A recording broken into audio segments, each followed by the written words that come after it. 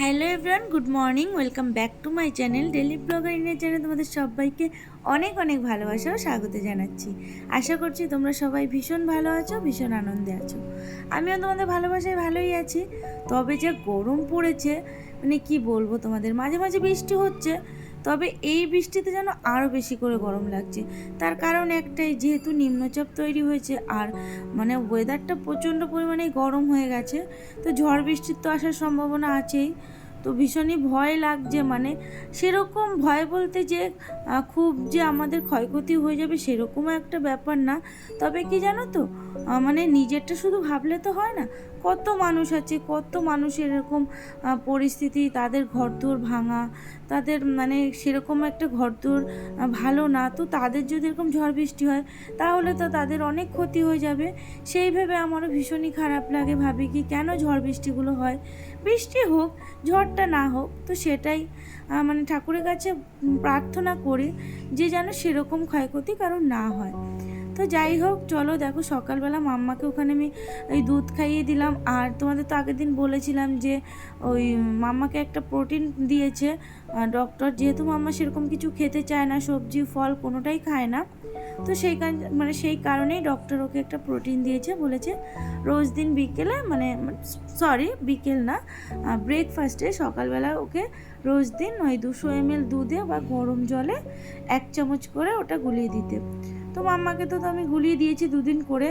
তো দেখলাম যে ও পুরোটা খায় না, ওই ধরো 160 ml বড় জোর খায়, বাকিটা আর খায় না। তো সেই কারণে এখন থেকে ভেবেছি যে পুরোটা গোলাবো না, যেহেতু খায় না, নষ্ট করে তো লাভ নেই, তো কম করেই ওকে দেব।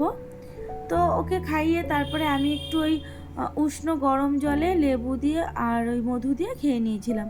তবে কি জানো তো, এটা কিন্তু আমি বিয়ের আগে খেতাম, তবে বিয়ের পরে সেরকমভাবে আর খাওয়া হতো না। তবে এই জিনিসটা কিন্তু প্রচুর মানে উপকারী। প্রথমত তো তোমাকে প্রচুর মানে সারাটা দিন এনার্জেটিক রাখবে, আর তাছাড়া ওয়েট লসও করা যায়। মানে খুব ধীর গতিতে হয় যদিও, তবে কিছুটা হলেও ওয়েট লস হয়। আর মানে শরীরের দিকেও ভালো, এটা উচিত। সকালবেলা এরকম একটু লেবু দিয়ে মধু দিয়ে উষ্ণ জল খেয়ে নিলে ভীষণ ভালো, সারাদিন খুব মানে তুমি অ্যাক্টিভ থাকবে। মানে তোমরা চেষ্টা করে দেখো, খেয়ে মনে হয় ভালো হবে।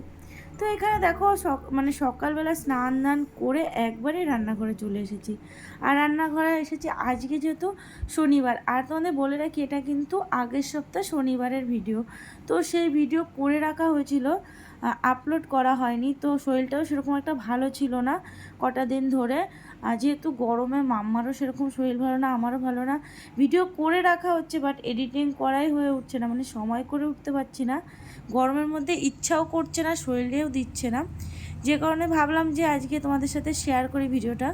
তো সেই কারণে নিরামিষ তো আজকে রান্না করব। তো শাক বাছছিলাম, তোমরা দেখছিলে ওখানে। আরও কিছু কিছু করব, তোমাদের পরে বলছি। আর তার মধ্যে দেখো, এখানে একটা পার্সেল এসেছে আমার। তো তোমরা দেখো, এই যে একটা স্মার্ট ওয়াচ নিয়েছি। তো এটা হলো আমার বার্থডের অ্যাডভান্স গিফট বলতে পারো, তোমার দাদাভাইয়ের তরফ থেকে আমাকে দিয়েছে। আরও দেবে, মানে আরও গিফট বাকি রয়েছে, তো সেগুলো পরে দেবে আস্তে আস্তে। তো এটা এখন দিল আমাকে, অনেক দিন ধরেই বলেছিল নেওয়ার জন্য। তো ফাইনালি আজকে চলে এসেছে, আমি তো ভীষণই খুশি। আর ভীষণই সুন্দর হয়েছে, কালারটা এতটা পছন্দ হয়েছে না, আমার কি বলবো তোমাদের।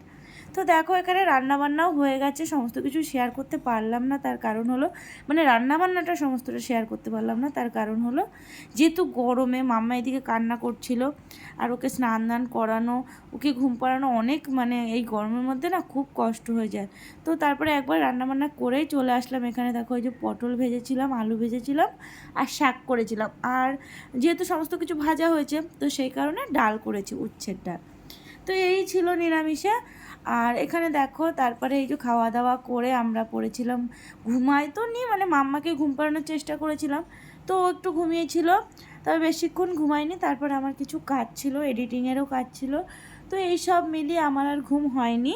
তো তোমাদের দাদাভাই দেখো জিম থেকে চলে এসেছে, আর আমরা এখানে বসে একটু আড্ডা মারছিলাম।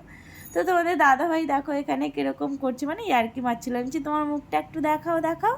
তো বলছে না না না, মানে লজ্জা পাচ্ছে এরকম বলছে। মানে এটা কিন্তু রিয়েলি না, মানে একদম একটু মানে ইয়ার্কি করে দেখাচ্ছে এরকম।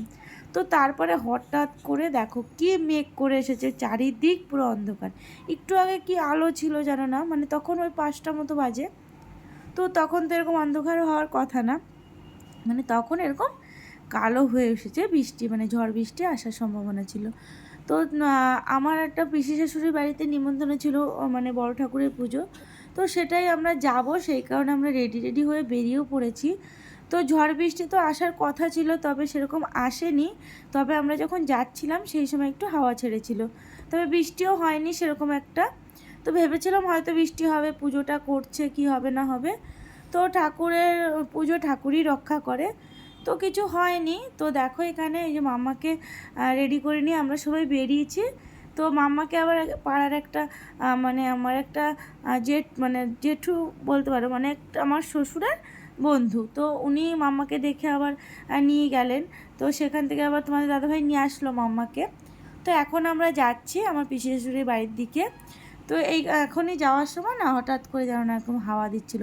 তো তোমার দাদাভাই বলছে এখন ফোনটা রাখো, তাড়াতাড়ি করে চলো, যদি বৃষ্টি চলে আসে ভিজে যেতে পারি। তো বৃষ্টি তো আর হয়নি। তো দেখো এখানে আমরা ফাইনালি চলে এসেছি, এই যে গলির মধ্যে ঢুকে গেছি। তো সামনেই একটুখানি, বেশি দূর না। তো মাম্মাকে এখানে এই যে একটা সাদা ড্রেস পরিয়ে দিয়েছি, হাতা কাটা, যেহেতু গরম ছিল জানোই তোমরা। তো দেখো ফাইনালি চলে এসেছি, আর বাইরে পুজো হচ্ছে। এই যে আমি ঘরে এসে একটু আয়নার সামনে দাঁড়িয়ে একটু তোমাদের দেখাচ্ছিলাম, যেহেতু বেরোনোর সময় দেখানো হয়নি লুকটা, তো ভাবলাম এখনই তোমাদের দেখাই। তো এখানে মাম্মা তো ভীষণই দুষ্টুমি করছিল, মানে এঘর ওঘর করছিল। আমি যে বাইরে গিয়ে দাঁড়াবো সেটাও দাঁড়াতে পারছি না, ওখানে গিয়ে কান্নাকাটি করছে, এটা ধরছে ওটা ধরছে। তো সেই কারণে আমি ওকে নিয়ে ঘরেই ছিলাম। আর ঘরে বসে ও খেলা করছিল আর আমি একটু ভিডিও করছিলাম, এই আর কি।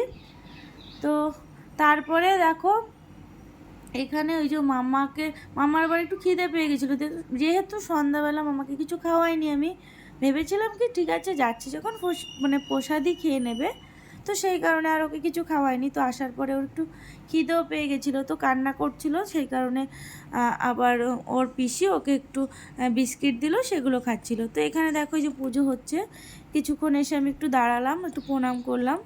তো সেইটাই তোমাদের সাথে শেয়ার করলাম যে এখানে যে পুজোটা হচ্ছে উনি পুজোটা করছেন। আর তারপরে আমি ঘরে চলে গিয়েছিলাম, যেহেতু বেশিক্ষণ এখানে দাঁড়াতে পারছিলাম না, মাম্মা কান্নাকাটিও করছিল। আর তোমরা জানোই যে মাম্মা কারোর কাছে সেরকম একটা থাকতে চায় না, যেহেতু সবসময় আমার কাছেই থাকে, আমার কাছেই থাকতে চায়, আমাকে না দেখলে কান্নাকাটি করে। তো এখানে ওই যে খেলা হচ্ছিল, তো সেটাই দেখছিল তোমাদের দাদাভাই আর আমার ওই ননদের বর, আর এটা হলো আমার ননদের ছেলে। তো ওরা এখানে বসে খেলা করছিল, দুই ভাই বোন। আর ওর মানে মাম্মার পাপা আর ওর পিসুন বসে টিভি দেখছিল। তো তারপরে আমি তো বাইরে একটু গিয়ে হাঁটাহাঁটি করে আসলাম, একটু পুজোর ওখানে গেলাম। আর যোগাযোগ তো আমার করতে হয়নি, কারণ মাসিও মানে পিসি ওরা সবাই ছিল, বড় পিসি ছিল, মেজো পিসি ছিল, ছোটো পিসি সবাই ছিল। তো তারপরে পুজো হয়ে গেল, সেই সময় আবারও মানে পুজো চলাকালীন ভালোই হাওয়া দিচ্ছিল। তো ভাবছিলাম হয়তো বৃষ্টিটা নেমে যাবে, তো নামেনি। তো এই দেখো ফাইনালি পুজো হয়ে গেছে, আর এখানে প্রসাদও মানে মাখা হয়ে গেছে, প্রসাদ খেয়েও নিয়েছি। আর মাম্মাকে একটুখানি দিয়েছিলাম, বেশি খায়নি মাম্মা। আর যেহেতু সিন্নি প্রসাদ মাম্মাকে অতটা দিও নি। তো তারপরে আমরা চলে আসলাম বাড়িতে, খাওয়া দাওয়া করে হাত মুখ ধুয়ে নিলাম, যেহেতু বড় ঠাকুরের প্রসাদ খেলে সমস্ত হাত মুখ পা ধুয়ে নিতে হয়। তো সেই কারণে সমস্ত হাত মুখ ধুয়ে আমরা বাড়িতে চলে এসেছি। আর বাড়িতে আসার পরে তো রান্নাবান্না করতে হবে, তো কী করবো তোমাদের দাদাভাই বলছে ঠিক আছে তাহলে একটু পোলাও বানাও। তো আজকে একটু পোলাও খাওয়ার ইচ্ছা হচ্ছে। তো সেই কারণে ভাবলাম ঠিক আছে চলো পোলাও বানিয়ে দিই। তো চলো তোমরাও প্রসেসিংটা দেখতে থাকো। তো এখানে গোবিন্দভোগ চাল নিয়ে নিয়েছি, আর যেহেতু আমি আর তোমাদের দাদাভাই খাবো সেই কারণে আর বেশি করছি না, অল্প করেই করছি। তো এখানে চালটাকে ভালো করে ধুয়ে নিয়েছি প্রথমে, তারপর কিছুক্ষণ রেখে দিয়েছিলাম চালটা, মানে একটু জল ঝরা দেওয়ার জন্য। তো হাতে সময় থাকলে তোমরা চালটাকে মানে পুরো ড্রাই করে নিয়ে তারপরে করতে পারো, কিন্তু আমার হাতে অতটা সময় নেই, অলরেডি দেরি হয়ে গেছে অনেকটাই। তো এখানে দেখো যে ঘি নিয়ে নিয়েছি, মানে ঘি দিয়েই তো হবে সম্পূর্ণ রান্নাটা, বেশি টেস্টি হয় ঘিটা দিয়ে করলে। আর এই যে হলুদ আর এই যে লবণ, আমি এখানে কোনো ফুড কালার ইউজ করবো না, হলুদটা দিয়েই যা কালার হবে ওটাই। তো এখানে কিছু মানে গোটা গরম মশলা নিয়ে নিয়েছি, আর এই যে আদা কুচি, আর এখানে ওই যে গরম মশলা গুঁড়ো, আর এই যে কাজু কিশমিশ, এগুলোকে একটু ধুয়ে নিয়েছি। দেন এখন আমি ওই চালটাকে ম্যারিনেট করব। তো প্রথমে ওই হলুদটাকে দিয়ে তারপরে সম্পূর্ণ মশলাগুলো দিয়ে ম্যারিনেটটা করে নেব।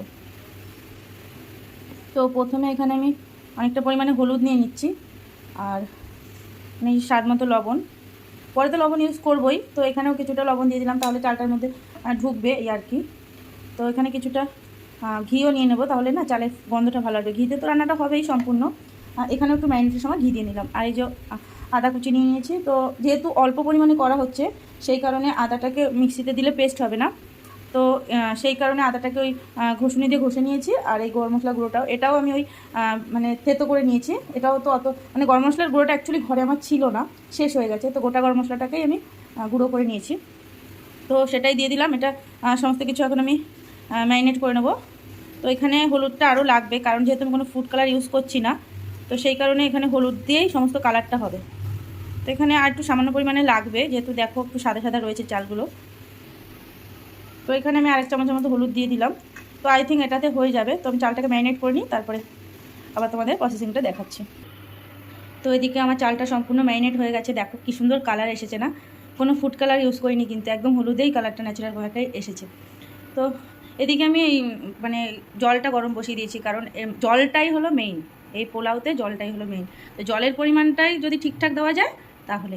তো এখানে আমি এতটা জল বসিয়েছি, তার কারণ হলো এখানে কিছুটা জল মামার জন্য রাখবো, কারণ মামাকে আমি ফুটানো জল খাওয়াই। তো ওর একটু পটির প্রবলেম হওয়ার জন্যই আমি ফুটানো জলটা খাওয়ানো শুরু করেছি। তো দেখলাম বেশ ভালোই এখন আছে, মানে পটিটা এখন ঠিকঠাক হয়। তো সেই কারণে আর কিছুটা জল এই পোলাওর জন্য। আর এখানে আমি কড়াই বসিয়ে দিয়েছি। তো কড়াইটা গরম হয়ে এসেছে, এখন আমি এখানে দেখো আমি ঘি দিয়ে দিয়েছি অনেকটা পরিমাণে কিন্তু। তো ঘি দিয়ে রান্নাটা করলে বেশি টেস্টি হয়। তো তোমরা যারা ঘি দিয়ে না খেতে চাও তারা সাদা তেলেও করতে পারো, তবে ঘি দিলে বেশি টেস্টি হয় এই আর কি। তো ঘিটা একটু, তো এদিকে ঘিটা হয়ে এসেছে, মানে ঘিটা একটু গরম হয়ে গেছে। আর এখন গোটা গরম মশলাগুলো আমি দিয়ে দেবো। আর এখন আবার আমি মানে চিমনিটা চালাবো, যার কারণে ভয়েসটা শোনা যাবে না ভালো মতো। গোটা গরম মশলাটা দেওয়ার পরে এখানে আমি চালটাকে দিয়ে দেবো, দিয়ে দেখে ভাজা ভাজা মতো করে নেবো। তো দেখি, তো মশলাগুলো হয়ে এসেছে, এখন আমি মানে চালটাকে দিয়ে দিলাম। চালটাকে দিয়ে এটাকে ভালো করে নাড়াচাড়া করে তারপরে আমি জল দিয়ে দেবো। আর চিনিটা কিন্তু পরে ইউজ করবো আমি, কারণ চিনি দিলে চালটা সিদ্ধ হতে দেরি হবে। তো এটার মধ্যে যে গোটা গরম মশলাগুলো, এগুলোকে আবার পরে যেমন আমার মানে তুলে ফেলে দিতে হবে, কারণ তোমাদের দাদাভাই এগুলো মুখে পড়লে ওর নাকি রাগ হয়। তো এই হলো একটা এক্সট্রা খাটনি, ও ফেলবে না, আমার ফেলতে হবে তুলে তুলে। তো এখানে যে কাজু কিশমিশটা, এটা আমি কিন্তু ভাজবো না। একদিন কি করেছিলাম, মানে ভেজেছে তিতো তিতো মতো হয়ে গেছিলো এবং কালো কালো হয়ে যায়, ভালো লাগে না। তো সেই কারণে মা বললো কি যে ভাজবি না, এমনি দিয়ে দিবি, দেখবি ভালো লাগবে। তো সেটাই দেবো আজকে, এমনিই দিয়ে দেবো। তো চালটা আমার এখানে ভাজা হয়ে গেছে মোটামুটি। তো তারপরে আমি এখানে পরিমাণ মতো জলটা দিয়ে দেবো। জলটা ওইভাবে না পরিমাণটা বোঝা যায় না, তো আন্দাজ মতো কিছুটা দেবো, দেন তারপরে দেবো যদি লাগে তাহলে দেবো। তো সেই কারণে ফুটনো যে গরম জলটা ওটা কাছেই রাখতে হয়, মানে যদি লাগে প্রয়োজন হয় তাহলে দিয়ে দিতে হয়। আর একটা মাপ আছে এটা ঠিকই, যে যতটা পরিমাণে চাল দিতে হয় তার ডবল জল দিলে জিনিসটা ঠিক হয়। তবে সব ক্ষেত্রে অনেক সময় হয়ও না, তাই আমি সেটা বলছি না। তবে সেইভাবে একটু পরিমাণ মতো দিয়ে দেবে, ওই ডবল করে জলটা দেবে, তারপরে যদি লাগে দেন দিয়ে দেবে। তখন আমি জলটা দিয়ে দেবো। তো এখন আমি জলটা দিয়ে দিচ্ছি, তারপরে স্বাদ মতো লবণ দিয়ে দেবো।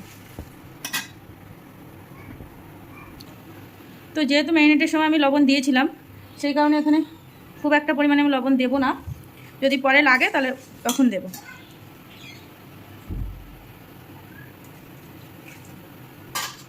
তো এখন এটাকে ঢাকা দিয়ে দেবো আমি। তো এটাকে এখন কিছুক্ষণ হতে দেবো, তারপরে মাঝে মাঝে মানে 5 মিনিটের মতো হোক, তারপরে মানে মিডিয়াম ফ্লেমে হবে, খুব হাই ফ্লেমে হবে না বা লো না, মিডিয়াম ফ্লেমে হবে 5 মিনিট, তারপরে ঢাকনা তুলে একটু নাড়িয়ে দেবো। তো দেখো এখানে সম্পূর্ণ পোলাওটা আমার রেডি হয়ে গেছে। আর দেখো কতটা ঝুরো ঝুরো হয়েছে। তো একটু একটু মনে হচ্ছে তোমাদের দলা ধরা, তবে কিন্তু সেরকম দলা ধরা হয়নি, এরকম দেখে এটা মনে হচ্ছে। কিছুক্ষণ এটাকে ঢাকা দিয়ে রাখার পর যখন সার্ভ করব তখন একদম ঝুরো ঝুরো হয়ে যাবে। তো তারপরে তোমাদের দাদাভাইকে খেতে দিয়ে দিলাম। তার আগে বেগুন ভেজে নিয়েছিলাম, যেহেতু নিরামিষের দিন করেছি তো সেই কারণে মাংস রান্না করা যাবে না, আর আলুর দম করতে গেলে অনেকটা টাইম লাগবে। তো তখন অলরেডি অনেকটাই দেরি হয়ে গেছিলো, তো সেই কারণে বেগুন ভেজে নিয়েছিলাম। তো এখানে দেখো তোমরা দেখেই বুঝতে পারছো যে কতটা দেখতে সুন্দর হয়েছে পোলাওটা, খেতেও কিন্তু ভীষণই সুন্দর হয়েছিল। তো তোমাদের দাদাভাইকে এখানে খেতে দিয়ে দিয়েছি। আর তোমরা কিন্তু অবশ্যই বানিয়ে খেয়ে দেখবে কেমন হয়েছে, আমাকে অবশ্যই কমেন্ট করে জানাবে। তো চলো সবাই ভালো থেকো, সুস্থ থেকো, আমার ভিডিও দেখতে থেকো।